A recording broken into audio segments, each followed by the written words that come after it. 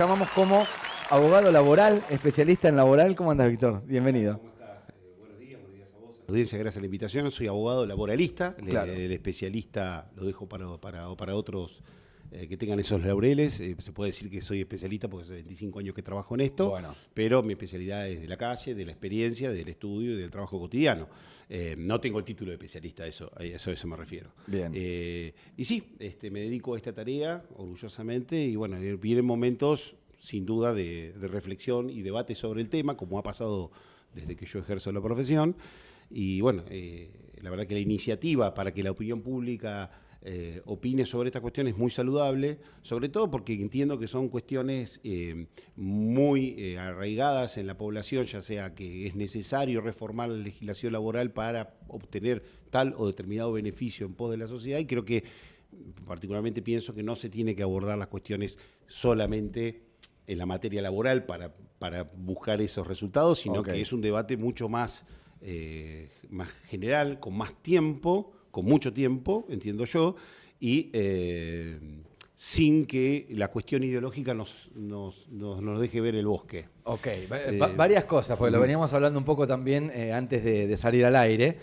Porque, a ver, lo que hay hasta el momento, primero te hago una pregunta puntual. De los 25 años, 25 hace que laburás. Sí, que no me hagas abogado... acordar, pero sí, 25 bueno, y pico. Sí. Te lo recuerdo, pero digo, acordar. ¿Cuándo fue la última reforma? Depende Importante, de qué. digo. En materia laboral, la última reforma importante puede ser la Ley de Riesgo de Trabajo, que fue allá en el año 2017 con la presidencia del ingeniero Macri. Okay. Esa, digamos, es porque es materia laboral en materia de accidentes. Después la ley de contrato de trabajo tuvo reformas el año pasado con la Ley de Bases. Ah, ok, ya desde ahí, claro, pero son cambios que nosotros no nos dimos cuenta. Y No también sé si... hubo derogaciones de leyes que agravaban las indemnizaciones por la no registración del trabajo, no registrado. Okay.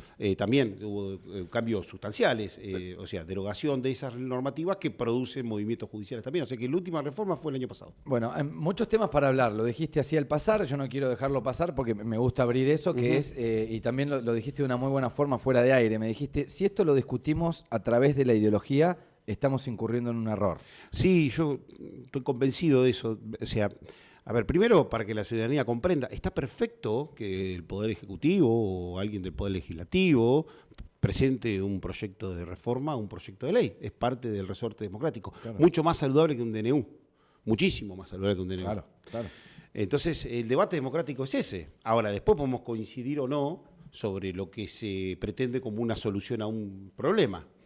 Y si para coincidir o no por la solución tendría que ser un debate técnico y ausente en la medida de lo posible. Todos tenemos nuestras ideologías, pero en la medida de lo posible, porque si la cuestión es porque lo planteás vos estás mal, porque vos lo planteás, porque perteneces a un color, y si yo lo voy a negar porque es de ese color y lo único que vale es lo de mi color, nos estancamos en el debate. Yo sin duda creo que el debate hay que darlo y soy convencido de que por esos problemas, por esa, particularmente pienso que porque nunca se dio ese debate en los momentos en donde quizás podría haberse efectuado con una tendencia más protectoria o con gobierno, si se quiere, más representativo de lo popular, eso no se debatía.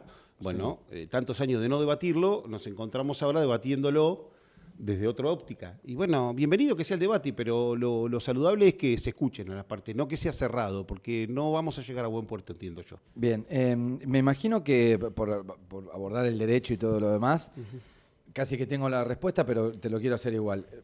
Los derechos que ya tiene adquirido el trabajador, no se puede ir para atrás en eso. Digamos que es uno de los primeros gritos que se escuchó.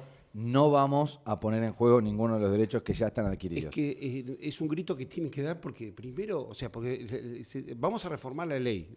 Es una práctica habitual de decir, reformar la ley. Tenemos que pensar que los derechos laborales están garantizados por el 14 bis de la Constitución Nacional, sí, por los pactos internacionales de regambre constitucional, 75 inciso 22, perdón la audiencia por lo técnico, y los pactos adheridos de la OIT. Sí. Consecuentemente, si nosotros reformamos las leyes queriendo afectar esos principios que son inamovibles, van a ser reformas nulas o inconstitucionales. Consecuentemente, por supuesto que no se pueden afectar los derechos adquiridos porque eso está consagrado en la Constitución. Bien, ahora te hago una pregunta por fuera de todo esto. Sí. Necesito al Víctor Pagani que nos cruzamos en la calle, que nos cruzamos jugando un partido de fútbol por Olimpiadas Profesionales. Digo, si esos derechos adquiridos hacen que cada vez haya más trabajo informal porque los derechos adquiridos hacen más difícil la contratación de un empleado, Sí. ¿no pueden ponerse en discusión por lo menos? No. No. A ver, no. Porque lo que hace, si el derecho adquirido, para mi criterio, Sí. y el criterio de las normas internacionales, son derechos irrenunciables y forman parte de los sujetos. Y no pueden ser dejados de lado. Lo que tiene, si hay algún elemento que hace que la gente no cumpla con esas obligaciones, hay que buscar los resortes para que se cumpla con esas obligaciones, no bajar los derechos de los trabajadores, porque se dice que ahora, con este proyecto, lo que se busca es darle derecho a aquellos que no lo tienen. Sí. No, es un error. Los derechos los tienen. En potencial los tienen, porque el trabajador no registrado no es que no tiene vacaciones, no se la da el empleador cuando sucede así, ¿no? Cuando hay un empleador que no cumple con la norma, no es el Estado el que no se lo da, es el particular el que no le da esos derechos. Y el trabajador siempre tiene la posibilidad de reclamarlo. Ahora, si yo bajo ese derecho de referencia, Sí. el trabajador no va a poder reclamar nunca ese derecho de referencia, porque se Ok. lo bajé. Es una falacia decir que no tiene ese derecho. Lo tiene en potencial para reclamar. El que lo está incumpliendo no es el trabajador, en el caso que Ni el estoy- trabajador ni el Estado, sino el empleador. es el empleador en Claro. este caso. Entonces, si lo que está pasando es que el empleador no puede Sí. cumplir con las normas, hay algo que está fallando. Es la actividad productiva que no le permite al empleado cumplir, Sí. y eso es legítimo y es lo que hay que abordar seriamente. ¿Por qué Sí. está pasando eso? O bueno, quizás algún empleador no está cumpliendo porque no le conviene. También pasa, ¿no? Seguro, Todos los no, hombres- en el mundo hay todos personas buenas tienen- y personas malas. por eso. Pero Entonces, la norma entiendo que tiene la carga prever- impositiva hoy, por ejemplo, para Sí. tener un empleado reglamentado, en regla, en Sí. el empleo formal, está cada vez más difícil. O sea, Sí, puede ser, pongámonos un ratito en la vereda del empleado. Exactamente. Los conflictos de materia impositiva laboral se dan con las pymes y con las personas unipersonales. Ahora, las grandes empresas, pongámoselo en nuestra ciudad, Sí, Renova, Viterra, Cargill, las grandes empresas Sí. no tienen problemas, y de comercio también, no tienen problemas para el pago de aportes y contribuciones y de tiene salarios. que ver con la productividad. Tiene que ver con la productividad. Entonces, no está ahí el debate, no tiene problemas con los convenios colectivos, los cumple, los pagan cómodamente. Sí. El problema está en los sectores productivos donde tiene menos ingresos. Entonces, las políticas tendrían que ser, por ejemplo, a nivel nacional, hay pymes que no pueden pagar los aportes y contribuciones, es que no pueden. Pero también hay beneficios fiscales para algunas empresas que ganan muy bien Sí. por la ley de innovación tecnológica y demás. Entonces, los beneficios fiscales que les doy a algunas empresas impactan sin duda en las otras empresas que necesitan las ayudas fiscales. No todo es ideológico, no todo tiene que ser de una sola manera, porque... Claro, la medida de la empresa tiene que estar en la discusión. Exacto. Sí, sí. Cuando hablamos, se empezó a hablar, porque ahora voy a ir al derribando mitos, que es jornada laboral de 15 horas, que una persona no puede ganar lo mismo en una empresa en Buenos Aires que en el interior del país por el nivel de productividad que tienen ambas empresas. Pero digamos que puede haber alguna salvedad o hay que poner el foco en esto, ¿no? Que la ley no tiene que ser igual para todos a la hora de la contratación, teniendo en cuenta la productividad que tiene una u otra empresa, ¿no? La ley tiene que ser igual para los iguales, es una máxima de la Corte de hace muchos años, y quizás sí ese es el debate que nos debemos, que está pasando con este sector productivo que no puede cumplir con las obligaciones fiscales, pero no por eso, Sí. por ese debate que hay que solucionar, quien debe pagar la consecuencia Es es el el eslabón empleado. más débil, que es lo que aparentemente, digo con mucha responsabilidad, porque todo lo que anda circulando no es serio en términos de que no es un proyecto formal presentado, Sí. ni en debate todavía parlamentario, pero por lo que anda circulando no pareciera que la solución para que la gente esté bien es que esté peor. Ok. Yo me voy a ir con algún dato y voy a empezar a desagregar un poco vamos a hablar de que es un paper, que es un proyecto que anda dando vueltas por ahí, que son las claves o los principales puntos que aborda la hipotética reforma laboral, que bien lo dice Víctor, todavía no hay nada publicado, este tema todavía no se votó, no tiene dictamen de Cámara como para poder ser tratado en algún momento. Bueno, yo sí quiero ir con los datos y decíamos, ¿por qué se está hablando hoy de reforma laboral? ¿Que es un capricho del gobierno? ¿Se envalentonaron con el triunfo? ¿O es algo que en algún momento tendría que discutirse, teniendo los términos de los que recién detallaba Víctor? Pero estos datos son los que arroja. Por ejemplo, de acuerdo a los últimos datos del Instituto Nacional de Estadísticas y Censos, el INDEC, la informalidad laboral, es decir, puestos de trabajo que no cuentan con estabilidad, aportes jubilatorios, obra social o vacaciones pagas, alcanzó el 43,2%. Bien lo dice Víctor, la reforma laboral esto no es una solución. O sea, no es la receta mágica que haciendo una reforma Te laboral. hago una pausa a Sí. este dato. Sí. El año pasado, en julio del año pasado, entró en vigencia la ley Bases y derogó todo tipo de sanción, no es sanción, de indemnización agravada en favor del trabajador cuando el empleador no registra. O sea, la mal conocida multa. Sí. Porque de esa manera se pregonaba que los empleadores iban a emplear por miedo a que le hagan juicio con agravantes. Sí. No creció. Y no pasó, claro. Es más, los daños a los trabajadores se siguen produciendo, entonces como no está registrada, no está regulada la forma en que se reparan esos daños, hay reclamos por daños en términos generales porque está prohibido dañar en nuestro país. O sea, otro tema, los empleados domésticos. Si hay algo, el empleo doméstico o el empleo de casas particulares, mejor dicho, es el empleo más económico de registrar porque no hay una actividad productiva directa, sino indirecta, y no ha crecido la registración del empleo de casas particulares. Es una falsa premisa para mí. Bien, sigo con más datos. Datos oficiales muestran que el 36,1% del total de trabajadores asalariados, es decir, quienes trabajan para un empleador, es informal, mientras que en el caso de los cuentapropistas, personas que realizan trabajo por su cuenta sin depender de un jefe, el número asciende a 62,4%. Esto después también... Sí, se mira el monotributo, que en muchos casos Claro, estamos hablando uno de elige la pagar o no simulación, pagar. y también en la simulación de una relación laboral en un monotributo. Hay mucho de eso. Se ha pasado Sí. de la registro del formalidad empleado, al claro. monotributo como una manera de eludir la obligación principal, que es la laboral, ¿no? Último de los datos, casi 6 de cada 10 personas de hasta 29 años son los que más sufren el tema de la informalidad en el trabajo. Bueno, ya cuando aumentamos de edad se traduce, digamos, 6 de cada 10, casi 6, casi un 60%. Ya cuando cambiamos de edad de 30 a 64 años se reduce a un 36%. Dicho todo esto y en base a...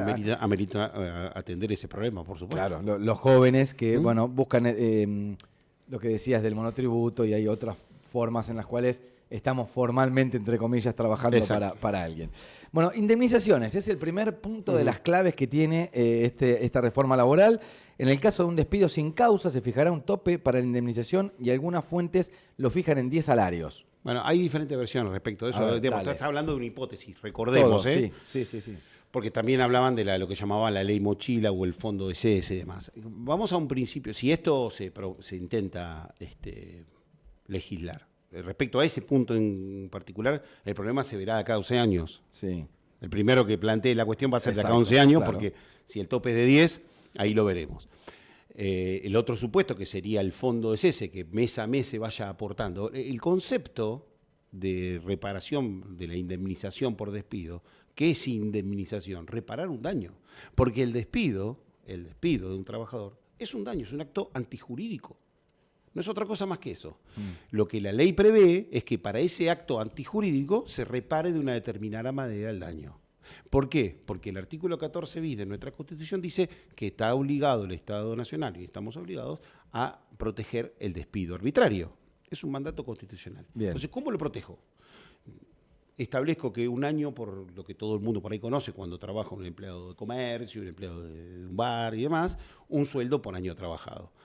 Ahora, si esa persona trabaja 30 años y cuando lo despide le pagan el equivalente a 10 sueldos, con sueldos al día de hoy. Sí.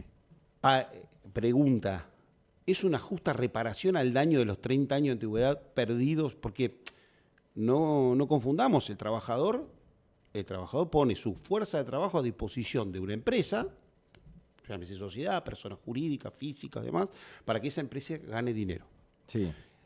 A cambio de eso, yo pongo mi cuerpo, mi tiempo, 4, 8 horas, mi vida a disposición de la otra, a cambio de un sueldo que hoy no alcanza la canasta de pobreza, tristemente.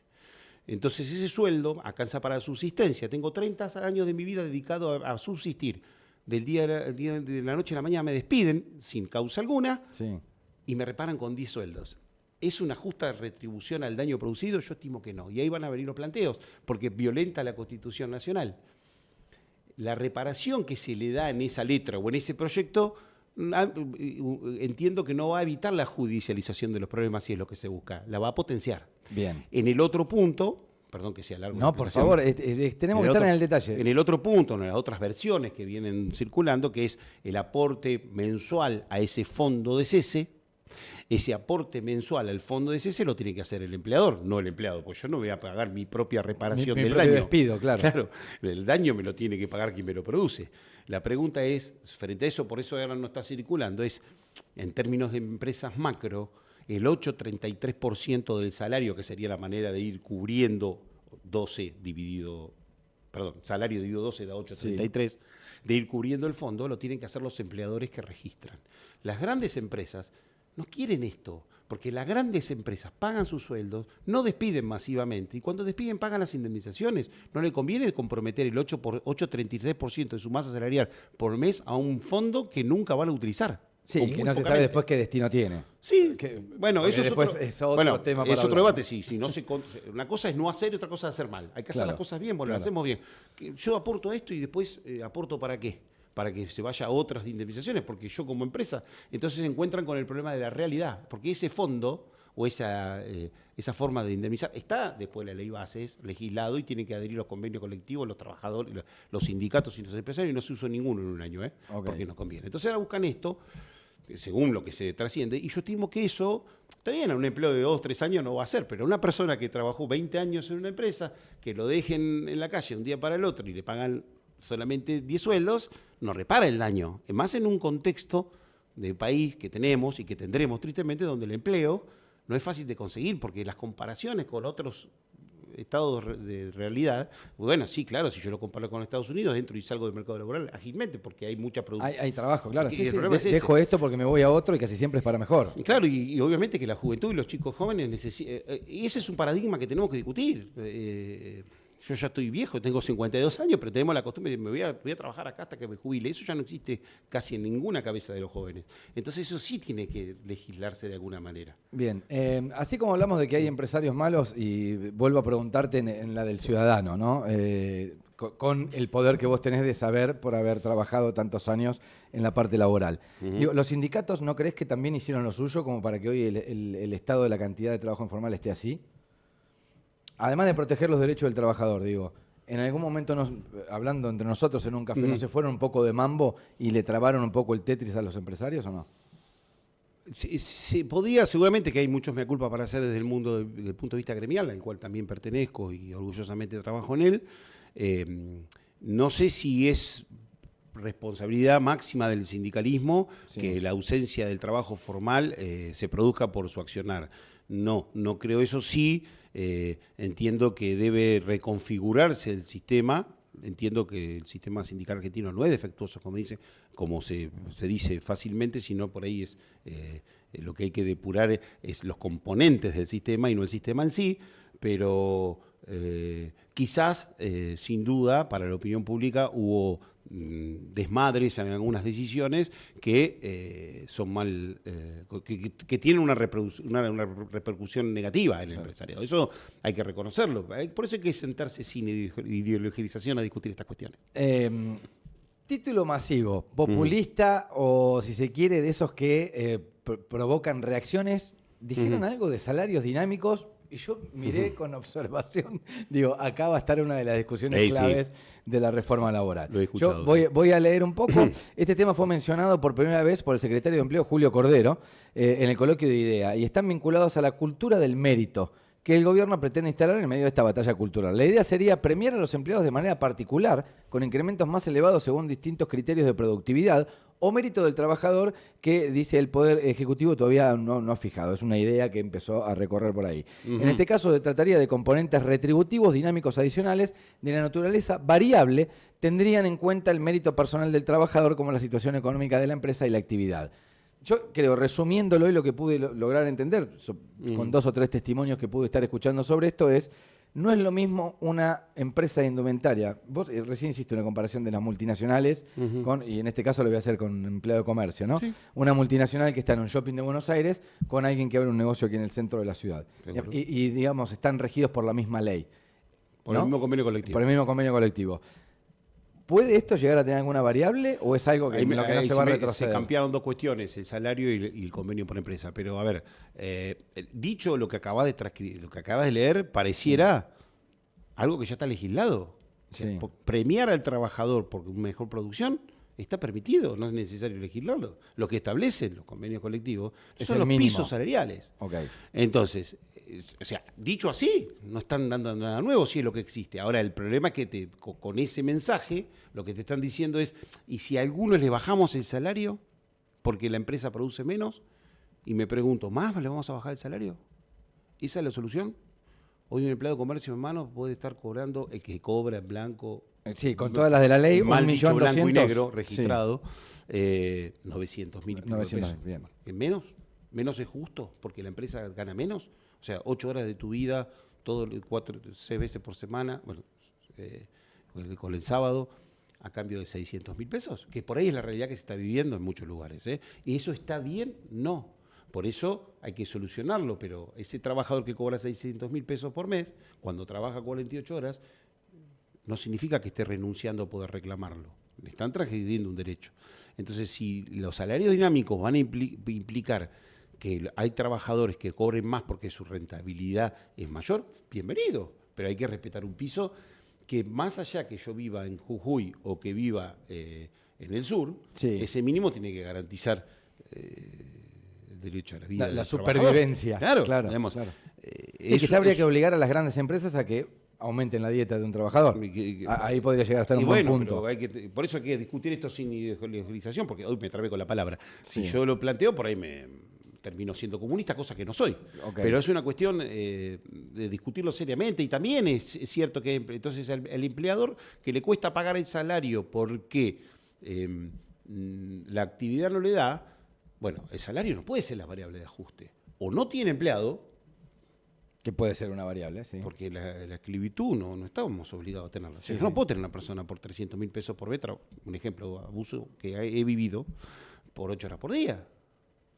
No está permitido. No podemos permitirlo porque el trabajo no da.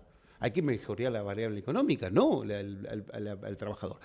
Y es un debate que se va a dar, por supuesto. Pero siempre, digamos, esto estamos hablando de un ejemplo. Por ahí en otras ramas sí se puede ajustar. Por ahí hay demasiada. Salarios muy altos para empresas que en realidad no dan, y hay que debatirlo, porque por ahí, si yo no quiero poner ejemplos acá porque puede afectar intereses de colegas, de gremios y demás, pero hay gremios que sinceramente frente a la actividad cobran un salario superlativo, actividades que no da, y acomodándolo no estaría afectando el derecho de ese trabajador a vivir dignamente. Pero bueno, son muy pocos. Bien. Sí, no es que tenemos una exacerbación de sueldos en la República por lo menos en Necochea, para acomodarlo. Estamos charlando con Víctor Pagani, si recién te enganchás, abogado, seguramente lo debes conocer, es el presidente actual del Colegio de Abogados. Hoy lo trajimos en materia laboral, que es ahí está su expertise, y estamos punteando un poco los puntos que se vienen en la reforma laboral. Otro de los títulos tribuneros también es la extensión de la jornada laboral, un derecho que se ha obtenido hace tantísimos años, la jornada laboral de 8 horas. Sí, 48, 44, según el caso, 8 horas, lo dice el artículo 14 de la Constitución. Bueno, y ahora se habla, yo voy a leer lo que tengo acá, esto no lo digo yo, sino que es un proyecto de las cosas que se dicen de los puntos claves. La nueva ley permitiría estirar la jornada laboral para mejorar los sistemas de producción. Garantizarían que se respeten las 12 horas de descanso entre una jornada y otra. O sea, se está hablando... Eso es una garantía básica, humana. Estamos bien ahí en ese punto, ¿no? Las 12 horas entre una y otra vez. Bueno, el gobierno salió a rechazar de plano que se esté analizando imponer jornadas de hasta 12 horas de trabajo. Claro, seguramente no van a imponer eso porque eso contradice, normas de recambre internacional. Claro. No lo van a hacer. Digo yo, ¿no? Pero están ensayando seguramente una flexibilidad horaria según la tarea, según la actividad. Okay. Que vos por ahí en alguna actividad necesitas que trabajes más un día, para otro día trabajar menos. No es poco cierto, es verdad. El problema es que hay que hacerlo con la seriedad suficiente para darle previsibilidad a la vida del trabajador. Porque bueno, te puede ser... Claro, mañana venís 6 horas, bueno, pasado venís 4. Y claro. Y el tema es quién lo controla eso, ¿no? Es muy difícil de controlar. Porque ahí entra el banco de horas, que es el próximo punto que tengo. Claro, ¿qué es eso? En realidad está vinculado. Claro, habla de que es un nuevo texto, incluiría el concepto de banco de horas, que establece que podrá utilizarse de modo de compensar la mayor jornada de algún día con otra de menor. O sea, la hoy jornada de comercio 12, de 48 horas semanales, trabajo 3 días, 12 horas y ya estoy. Casi. Me pasé. Claro, pero entonces, no vengas el resto. A ver, ¿podría ser pactado? Sí, pero no aleatoriamente, porque si no el trabajador no tiene un proyecto de vida, porque es importante que el trabajo tenerlo, pero también un proyecto de vida. No, el tiempo libre sirve para vivir la vida también. Consecuentemente, ¿quién lo controla? Y ahí está la cuestión, porque este planteo que habías hecho respecto a los sindicatos. Es importante la existencia del mundo sindical para el debido controlador de estas cuestiones, porque no existe paridad entre la negociación del empresario y el empleador. No hay paridad. Necesita el empleado tener representación gremial para poder discutir y controlar con fuerza, debidamente hecho. Bueno, y acá es donde empieza el tema, el punto número 10, mirá. Cuotas sindicales, dice el punto número 10 de la reforma. Sí. En lo que es uno de los aspectos más resistidos, por supuesto, por la CGT, se dispone que el pago de aportes o los descuentos salariales por obligaciones derivadas en su condición de afiliado a asociaciones profesionales únicamente podrán efectuarse cuando existe el consentimiento expreso del empleado que autorice esos descuentos. Claro, a ver, explícame bien qué pasa hoy. El NU 70 también lo preveía, después fue dejado sin efecto. Yo entro de una empresa y digamos que es casi por default que se va una parte al sindicato al que yo... El según 2 o 1% de tu salario no lo paga el empleador. Es agente de retención, es del salario del trabajador. Bien. ¿Y en qué se funda? Pero yo no decido si lo pago o no. No, pero sí decidís o aceptás las mejores condiciones salariales que podés obtener a través de la negociación colectiva. Ok, cuando hay una paritaria que reclama el gremio, yo estoy que afectado. no te sentás, por supuesto, vos a negociar, claro, porque no corresponde. Para eso delegás en el sindicato o en tu representación gremial la discusión paritaria. Después te enojarás porque es poco, porque es mucho, porque la libertad sindical tiene que ser distinta, porque un montón de debates. Pero la organización sindical sirve, y a eso, sin duda, si es que se vuelve a insistir otra vez, apunta a desfinanciarla, entendiendo que es el monstruo malo de la película y de una manera debilitar la representación de los trabajadores. Por supuesto, yo no estoy de acuerdo. Creo que hay que mejorar el sindicalismo siempre, o los componentes, como todas las instituciones, pero no pegarle en la línea de flotación para que no exista más, con la única finalidad de que la representación del trabajador sea inexistente.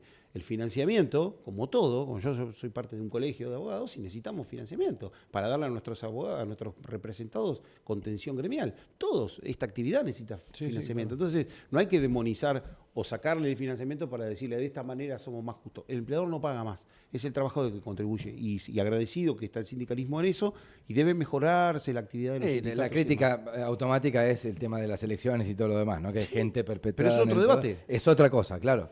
O sea, tiene que existir, sin duda tiene que existir la representación gremial.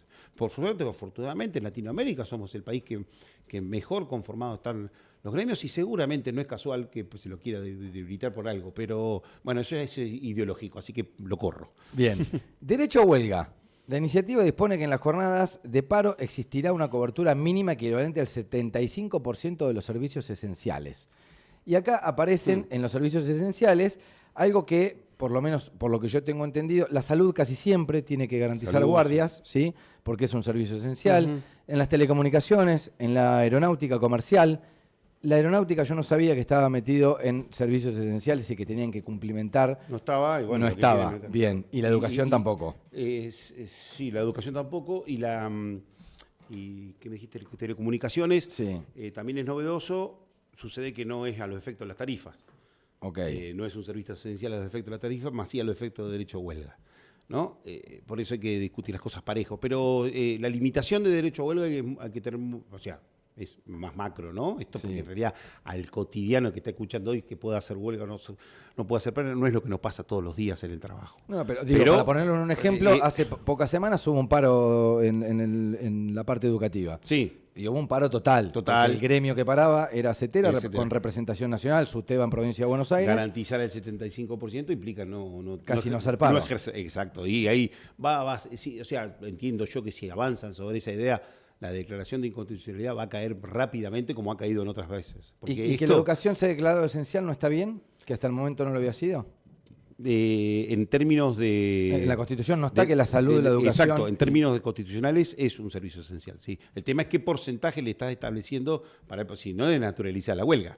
Claro, no tiene efecto. O sea, de hecho, muchas veces hoy no tiene efecto porque los reclamos no llegan a... Sí, después, bueno, obviamente que los salarios se descuentan, cosa que está bien. Sí. Entonces, bueno, ahí está también la limitación de la huelga, porque alguien puede con sus espaldas hasta algún momento, ¿no? Claro. Y ahí están los gremios que a veces aparecen a pagar los salarios de los días de paro que ha sucedido también. Bien, una de las últimas, digitalización, se simplificarán los trámites burocráticos mediante digitalización, eliminación, esto me parece que es pertinente, realidad, ¿no? Vos fíjate que todos los puntos que he visto, que estos son puntos que yo he visto en portales, y también que hay un debate, falta de debate. Si esto vamos a debatir, estamos quedando cortos, porque ¿qué pasa con el trabajo digital, con la inteligencia artificial, con las enfermedades profesionales derivadas de las nuevas composiciones químicas. La otra vez escuché al doctor Raffagelli, que me supera en todo sentido, es juez de Necochea, juez de la Cámara y demás, y doctrinario del país, haciendo referencia a que países como México, no recuerdo si en Ecuador, antes de proceder a una reforma laboral, hizo consultas interconsultivas internacionales a la Organización Internacional del Trabajo. Hay que sentarse con todos los actores. Es demasiado spasmódico esto, ¿no? Pareciera que sí. Por eso es preocupante, porque yo desde mi lugar como abogado laboralista en la de Necochea o representante de un gremio, nunca hemos sido convocados a hablar sobre este tema. También habrá culpas de todos, pero hay que hablar seriamente porque esto no va a evitar, así como lo estás planteando, que esto no sé si va a generar más trabajo.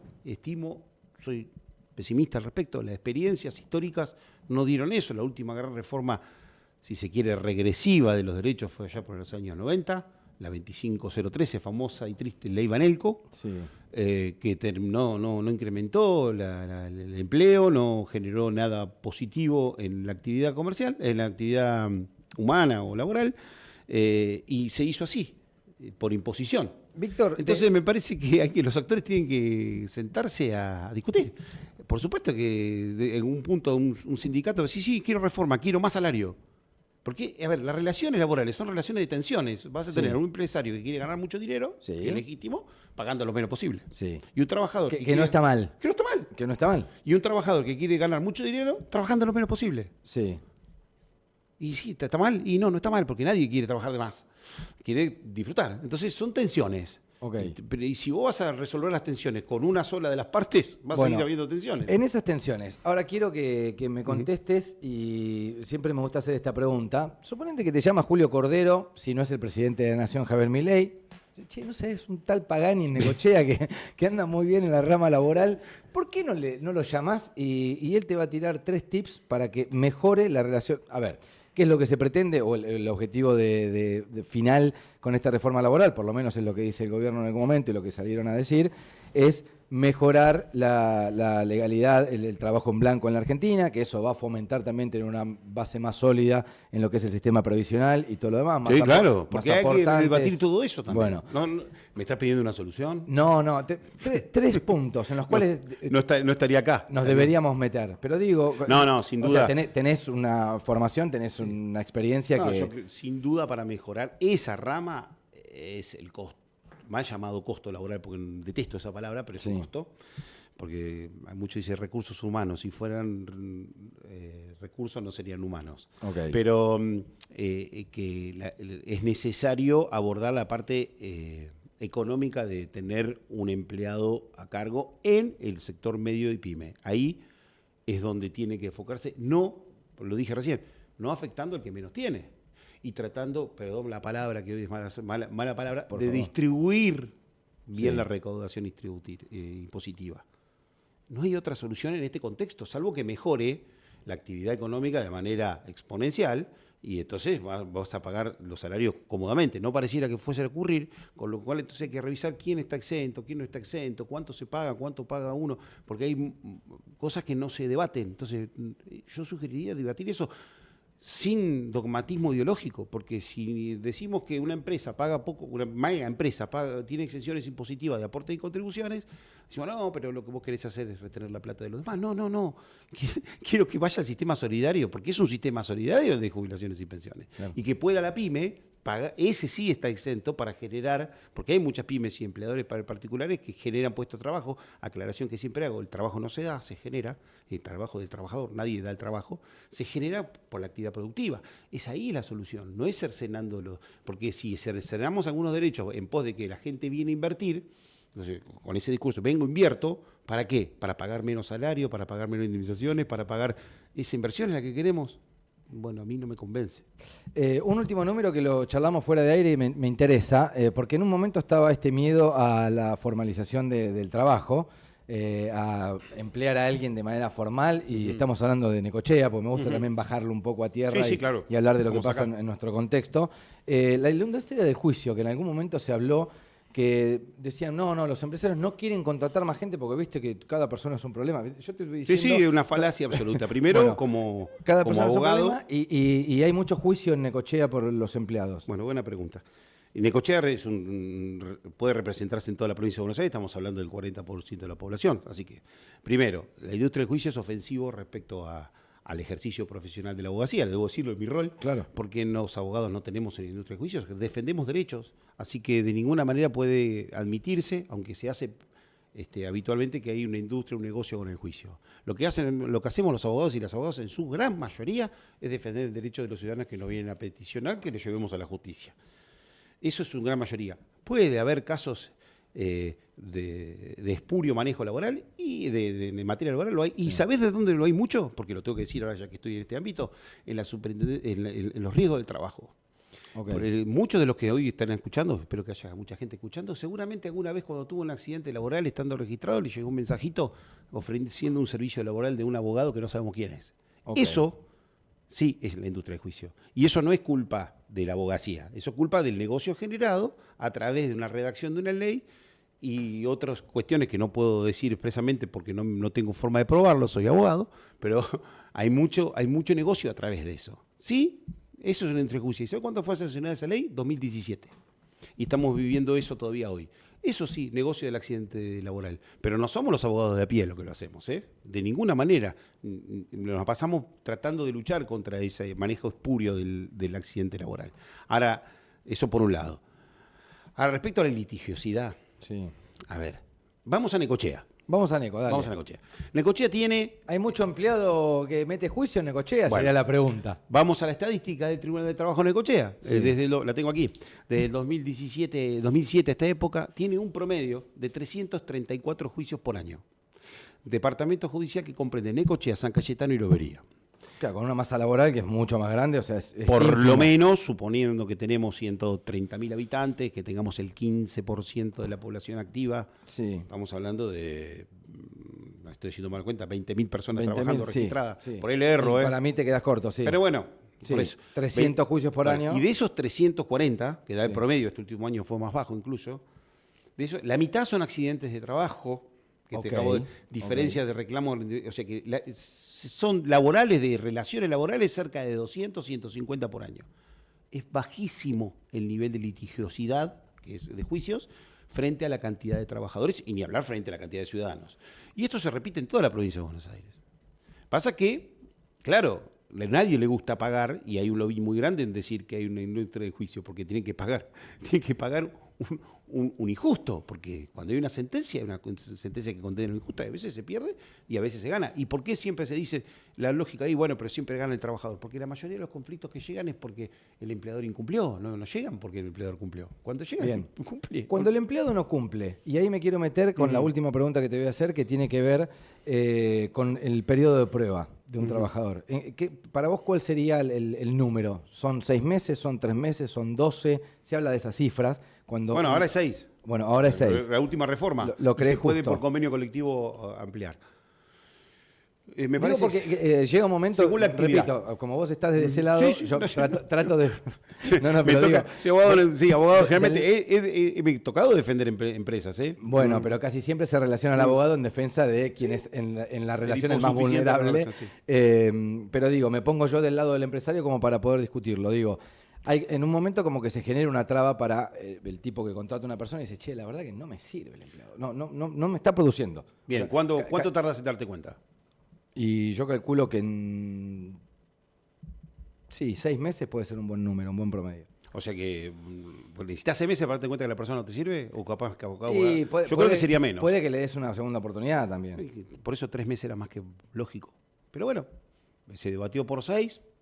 Tampoco, porque sinceramente no creo que sea tan perjudicial. En 3 meses deberíamos darnos cuenta. Sí, y en ese momento vos lo podés despedir sin causa alguna y no tenés por qué indemnizarlo. Okay. Hoy se fue a 6 meses. También puedo seguir despidiendo con causa justa. Sin causa. Sin causa. O sea, el despido arbitrario, el despido sin causa es arbitrario, salvo que estés en el periodo de prueba. que para el periodo de prueba, para beneficiarse de ese periodo, el empleador tiene que cumplir con toda la normativa laboral. Claro. No es que si yo digo, no, te tengo a prueba en negro, no, mal dicho negro, repito, pero lo decimos así, no podés beneficiarte de la no indemnización, porque no cumpliste con la carga. Me imagino que te debes encontrar con un montón de gente que tiene un desconocimiento absoluto. Totalmente. Es Sí. como decir que es lo mismo estar casado que estar juntado, no es lo mismo. Claro. Pero bueno, te lo dejo para que en familia, no es lo mismo. Entonces por ahí se dice, bueno, lo tengo a prueba 3 meses, pero lo registraste, no, entonces renunciaste. Es 3 meses a partir del registro De de la esa persona. registración empezó a trabajar y bueno, ahí tenés 3 meses, 6, para darte cuenta si tu trabajador sirve o no sirve, te gusta o no te gusta, básicamente, pues le da esa potestad y bueno, y con 15 días de anticipación te decís, chau, y si no, le pagas el previso de 15 días y en 15 días te vas, lo que vos quieras, no te debo nada, fue un gusto. Bien. Eso está, bueno, el debate si es 3 meses o 6 meses, me parece un poco excesivo, pero según la actividad puede ser. Ahora, llevarlo a un año, lo que genera, si lo llevamos a un año, es que yo te tome un año, cuando no me sirve más te echo y no acumulo indemnización. Está bien. Y voy cambiando empleado. Y voy cada cambiando un de año. empleado, entonces No, sí. me quedé pensando en los 6 meses porque por ahí uno le da la chance al empleado también está de que bien. aprenda el oficio, supongamos. Bueno, ¿no? siendo registrado, siendo un muy buen patrón. Sí, está bien, siendo contemplativo. Vamos a hablar de un buen patrón. Sí, está bien, siendo contemplativo, sí. Que diga, che, bueno, mirá, en 3 meses no me puedo dar cuenta si me va a ser Esos son productivo debates o no. que se puede dar y no hay que ser rígido, como por ejemplo algunas cuestiones que la otra vez escuchaba, porque me la paso escuchando esto, a veces estoy enfermo, creo. Un colega en una radio de Buenos Aires, un experto en derecho laboral también, él sí, yo no, decía esta cuestión de la posibilidad de variar la jornada laboral de común acuerdo llámese, me voy al ministerio y digo, yo trabajaba 8, ahora quiero trabajar 4. Sí. Es muy difícil hoy porque no se homologa, porque puede ser que te dicen que el empleador lo está obligando. Yo entiendo todo eso, pero hay que flexibilizar. Eso sí que hay que flexibilizarlo, porque yo por lo menos lo que vivo en la realidad de Necochea, hay trabajadores que quieren hacerlo y se ven imposibilitados y lo hacen. Bueno, corren el riesgo el empleador de que después le reclame. Claro. Me parece que tenemos que pensar en que la relación laboral ha cambiado. Estamos en trabajo virtual, en trabajo remoto.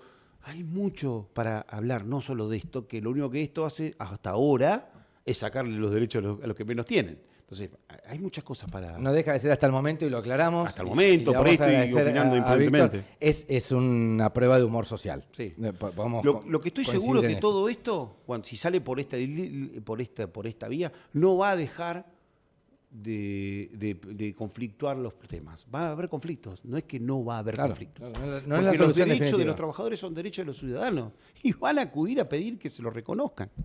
Es una charla magnífica. Este video va a estar para repasarlo porque pasamos por un montón de temas, por ahí vamos, venimos, pero está buenísimo. Víctor Pagani es un tipo que labura hace muchísimo tiempo en la parte laboral justamente de hacer cumplir las leyes. Hasta acá vamos a ir con la columna de expertos random y ahora le toca hacer otra pregunta, los digo acá para el aviso por el corte del video, que después subimos a YouTube. ¿Hay alguna manera en el estatuto del Colegio de Abogados de la Ciudad de Necochea? Usted sabe bien, es un tipo deportista, nos cruzamos en las Olimpiadas Profesionales. ¿Hay alguna manera que usted, en un artículo inciso Z, diga que todos los abogados de la ciudad están obligados a correr actitud solidaria, sí o no? No hay ¿Te gustó? Estaría... Una obligación, claro. El problema es que yo nunca la corrí. O sea, no puedo predicar con el ejemplo. Lo siento, pero soy podés nadador, arrancar. pero hagan natación. soy Pero nadador. no, siempre es un buen momento. No, Tenemos un kilómetro solidario. Tenemos. Sí, lo diría. Víctor. No, te juro que... 5 que kilómetros. No, puedo correr 10 si querés. Bueno. Pero con este cuerpito. Pero pasa que nunca me ha coincidido. ¿Esta cuándo es ahora? 24 de enero de 2026. Mirá, te estoy avisando como Claro, 14 años antes. Bueno, este es un tema particular. Yo el fin de enero de todos los años me voy Sí. a correr una carrera de natación a Mar del Plata que Ok. requiere que yo no llegue cansado. Porque Una si la aguas preparación, abierta. claro. Pero capaz que me tiento. Bueno, pero a ver... Un kilómetro solidario con la familia. Bueno, esa podría ser, ¿eh? Está bien. Eso sí, me tapaste la boca. Y estás No, ayudando sí, al porque no hospital. coincidiría en la fecha esta vez. La Pero carrera lo de los 2 hospitales. Lo del estatuto, bueno, ¿conocés alguna abogada que nos pueda presentar una nota? Sí, claro. Un montón. Sí, creo que sí, ¿no? Sí. Que nos pueda Hay un intimar a montón que nosotros vienen, en el consejo... vienen acá a hacer columnas y todo, así que. sí. Bueno, sí, entonces si por ahí por nota nos piden, lo vamos a evaluar. ¿Cómo la devuelve? Muy bien. Jugador de tenis también, el señor Víctor Pagani. Víctor, gracias. No, gracias, Un placer a vos, gracias por la siempre. invitación y la pasé muy bien. Víctor Pagani, nuestro experto random del día. Arrancamos y no paramos. Información, juegos, música y algún que otro delirio necesario. Segundos Afuera. De 9 a 13 por K2 96.3. Actitud hecha radio.